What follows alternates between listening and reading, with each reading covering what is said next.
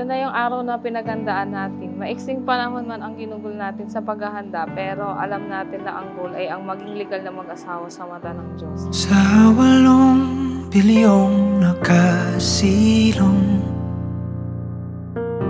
ikaw ang aking Finally, dumating din ang araw na itong buhay natin. Pinangarap lang natin ito noon. Here we are from strangers to workmate at ngayon may soulmate at my life. At araw-araw napapatanong, Kaya nung nag-umpisa tayo, madalas din tayo nagtatalo, pero at the end of the day, mas pinipili natin yung tayo. Gusto ko lang din magpasalamat sa'yo kasi lagi mo akong iniintindi, lalo na yung topa ko. Napakabuti mong ama kay KitKat. paano nangyari sa'kin na patingin sa libo-libong mga bituin? Di ko mawaring ikaw ba. Salamat sa pag-aasikaso sa amin ng anak mo palagi. Alam na alam ko sa sarili ko na di ako mag-iisa, na lagi akong may kakampi kasi dahil nandiyan ka.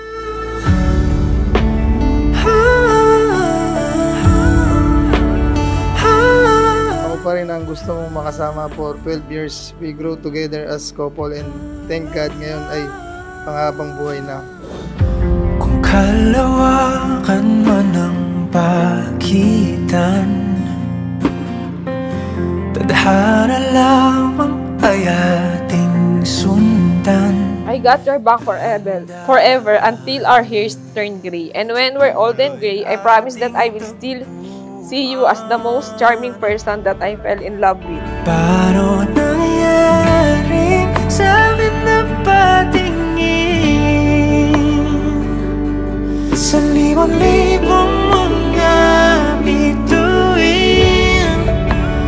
Di ko mawaring. Thank you for being my everything, my best buddy, best friend, ka-food trip at ka-travel goals.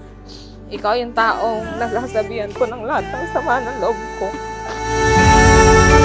Di na ka lang darating.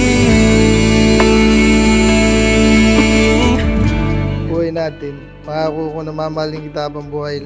Lagi lang ako nandito kahit anumang problema dumating sa atin. Sigurado naman akong kayang-kaya naman natin dahil mas malakas tayo basta't magkasama tayo. Pangakong puprotektahan kita at iingatan ang puso mo. Paano nangyari sa'kin na patingin sa libo-libong mga bituin?